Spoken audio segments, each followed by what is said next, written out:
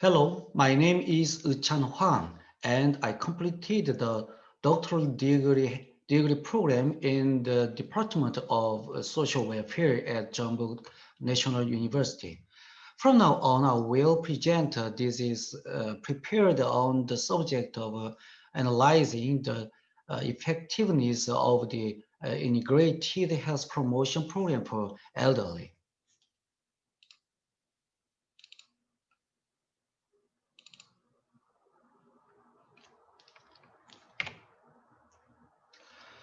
Along with the rapid increase in the elderly population in South Korea, the prevalence of dementia has been also increasing. According to data from the Ministry of Health and Welfare in 2020, the prevalence rate of dementia among the elderly aged at least 65 years in South Korea in 2018 was 10.16%, which corresponds to about 750,000 persons. On reviewing the progress of the number of dementia patients, it is estimated that the number of dementia patients will reach 3 million, which corresponds to a dementia prevalence rate of 16.09% in 2015. Meanwhile, according to the 2018 Suicide Statistical Data Book published by the Korean Suicide Prevention Center, the elderly suicide rate in Korea was 53.5 per 100,000 as of 2016, the highest among OECD countries, and in previous studies. It is being reported that the elderly with depression had suicidal ideation 5 times more frequently than the elderly without depression. That the effect of depression on the quality of life of the elderly was very large.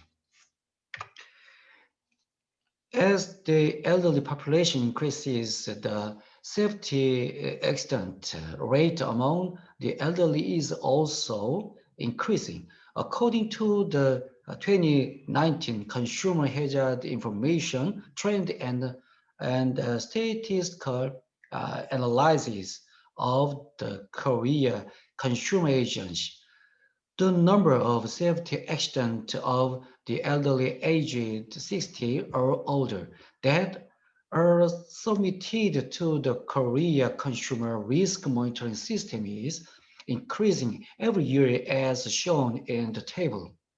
In particular, head and face injuries caused by sliding and falling were the most common among safety accidents among the elderly.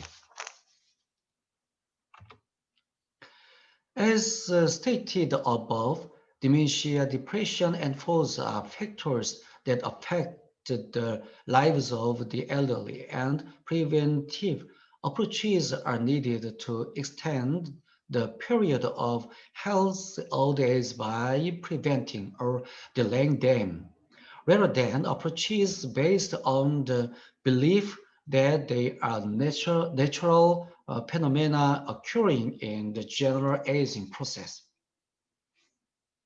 Therefore, in this study, a health promotion program that integrated programs to prevent dementia, depression, and falls, which are major factors that affect the quality of life of the elderly, was developed and applied to community care services for the elderly, and the effectiveness of the program was evaluated.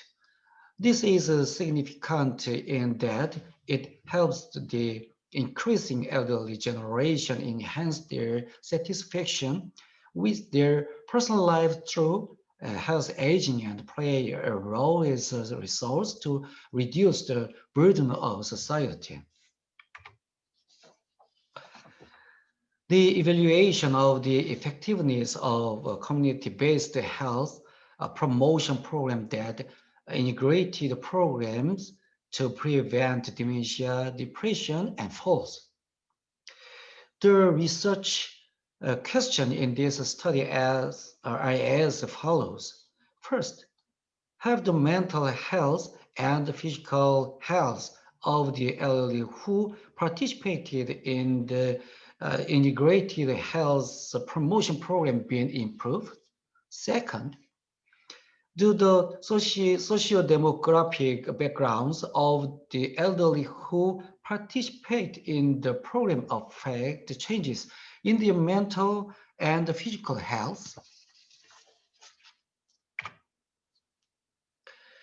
Before telling you about the research results, I would like to introduce you to the Integrated Health Promotion Program for Elderly. The Integrated Health Promotion Program for the Elderly is a relationship-based integrated health promotion program in which the same providers function promotion programs for the prevention of dementia, depression, and falls that directly affect elderly person's ability to conduct activities of daily living and quality of life. In addition, this program was developed to contribute to the realization of elderly persons' sustainable living in the community by promoting participant motivation for participation and comprehensive observing individuals' functional status, thereby providing a personalized service.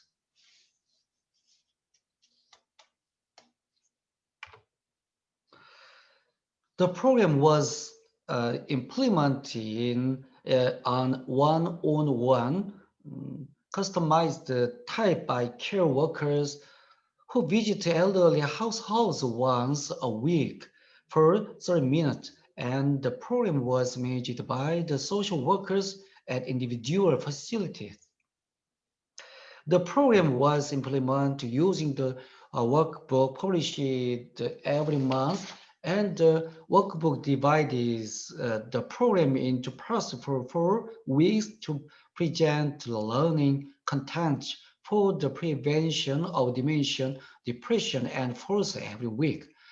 In addition, the workbook contained content regarding diet management, oral management, and life information once a month and enabled the program implementing organizations to grasp the degree of participation in the program every week through observation recording sheets.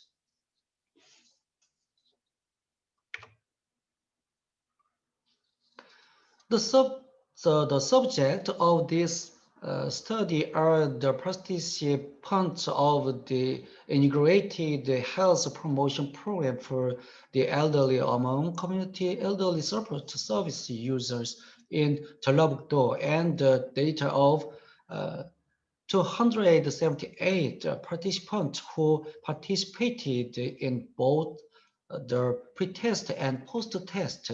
Among the program participants of 6 institutions were used for the final analysis. The pre-test to verify the effectiveness of this program was conducted in March 2018, and the post-test was conducted in December 2018. Depression was measured using the Korean version of the short form of geriatric depression scale, SGDSK, as a measuring tool. Suicidal ideation were measured using the suicide ideation scale SIS as a measuring tool. Cognitive function was measured using the Korean type cognitive function test, mini mental status examination Korea MMSEK scale as a measuring tool. The ambulatory function was measured using the ambulatory function scale, time up and go test TUZ as a measuring tool. The fall risk was measured using Hwang's fall risk assessment tool.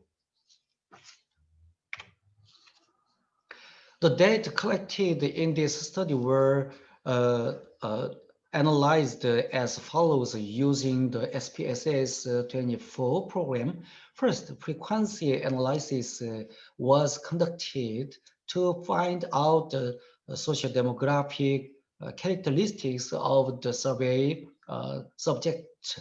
Second, the difference between the resultant value in the pretest and the post-test were analyzed for depression, suicidal ideation, cognitive function, ambulatory function, and full risk to identify the effectiveness of the integrated health promotion program for elderly. Finally, the simple linear regression analysis were conducted for the amount of changes in individual variable to identify whether the socio-demographic characteristics of the survey subject affected the effectiveness of the integrated health promotion program for elderly.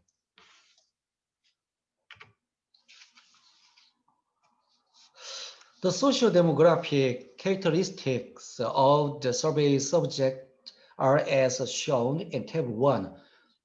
Among the entire survey subject, 53 were male and 224 were females. Therefore, females outnumbered the males.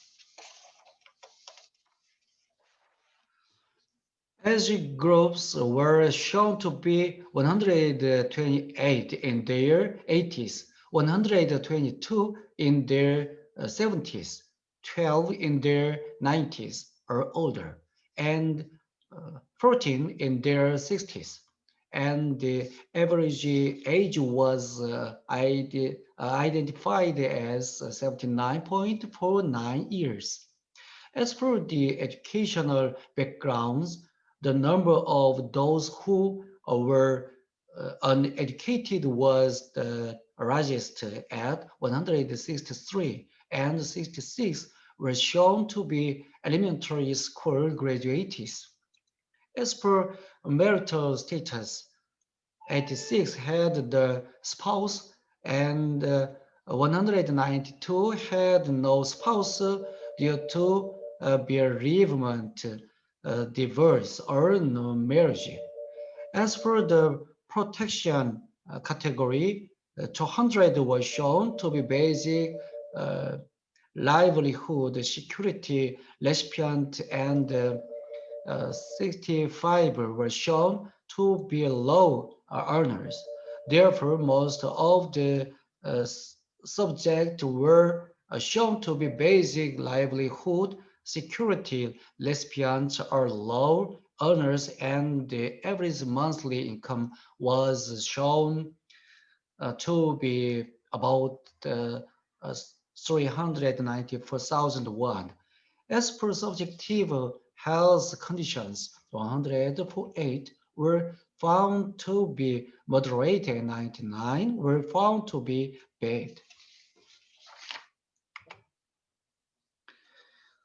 To check the effectiveness of the integrated health promotion program for the elderly, the differences between the results of a measurement of depression, suicidal ideation, cognitive ability, and ambulatory function, and for risk before and after the program were verified, and the results are as shown in Table 2.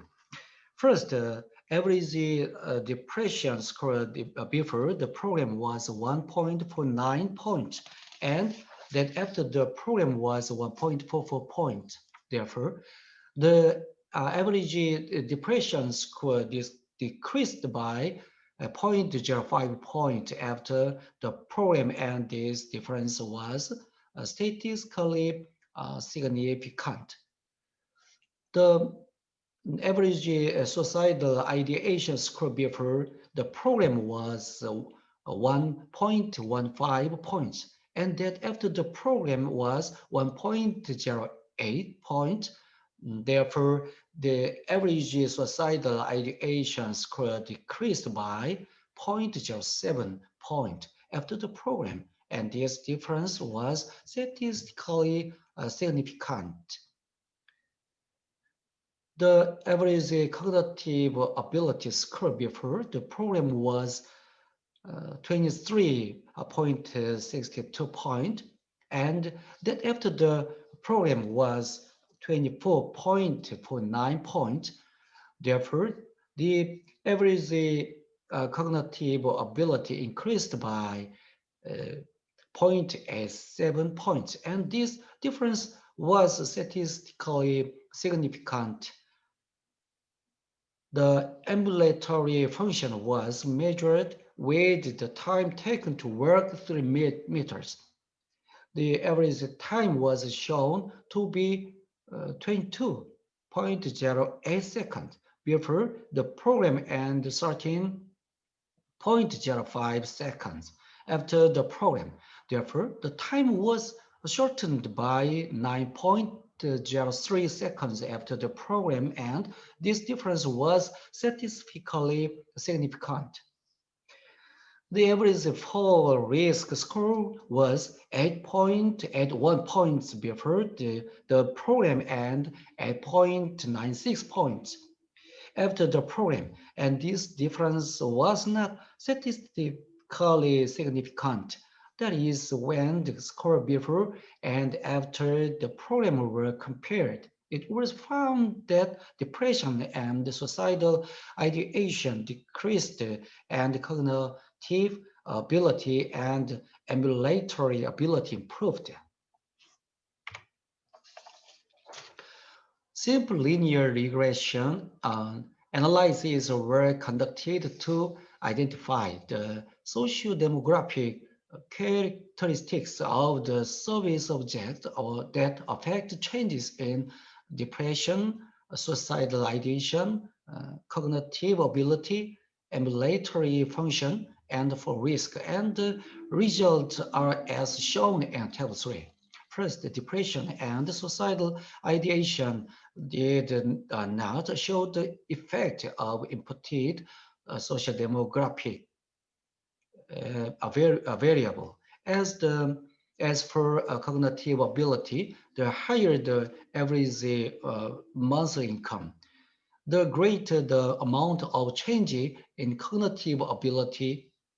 In the case of cognitive ability, it can be interpreted that the amount of change in negative numbers have the effect to improve cognitive ability. Therefore, it can be seen that lower average monthly incomes had more positive effects on cognitive ability. As for the ambulatory function, the higher the educational background and the monthly income, the shorter the time required to walk 3 meters, indicating that the ambulatory function was improved. The amount of change in for risk was smaller when the education level was higher. That is, the lower the education level, the rather the effect of the program to lower the fall risk. As a result of the study, the integrated health promotion program, for the elderly was verified to have positive effects on the elderly in all aspects of depression, suicidal ideation, cognitive ability, and ambulatory function, except for all risk. These effects generally appeared universally regardless of gender or age. The integrated health promotion program for the elderly is more user-oriented compared to